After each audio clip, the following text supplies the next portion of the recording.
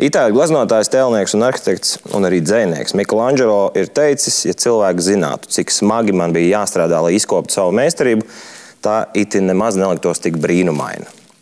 Mans jautājums tev ir, vai tev ir līdzīgi, vai šī te atzinība, daudzās balvas, ko tu esi saņēmis, vai tas ir kā tāds nopelnīts atalgojums un tev tas arī nāca smagi?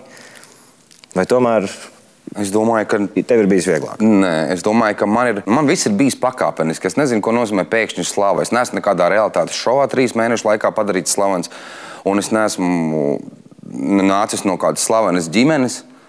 Es esmu nācis no parastas skolotāja ģimenes, un es vispār esmu pirmais mūsu dzimtā, kas darbojās šovu biznesā. Man nav iefīrējuši radinieki televīzijā vai kaut kur.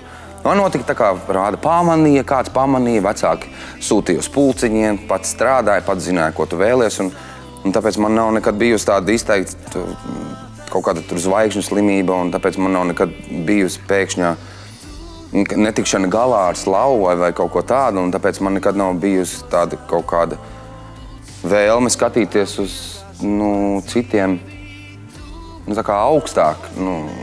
Tāpēc, ka es esmu tā lēnām gājis, man nav tā bijis, ka es pēkšņi uzlecu tur un vispārējie, kā tur lejā dzīve. Man tā nav bijis vienkārši. Un es esmu tiešām daudz strādājis. Un lai es būtu tur un dzīvotu tā, kā es dzīvoju tagad, man tam vajadzēja 14 gadus. Un tāpēc man tā bieži vien liekas tā dīvaini, ka cilvēki, kas tikko sāk, prasa kaut kādus abnormālus honorārus, uzskata, ka viņiem jau ir jāmaksā kaut kādas milzu naudas.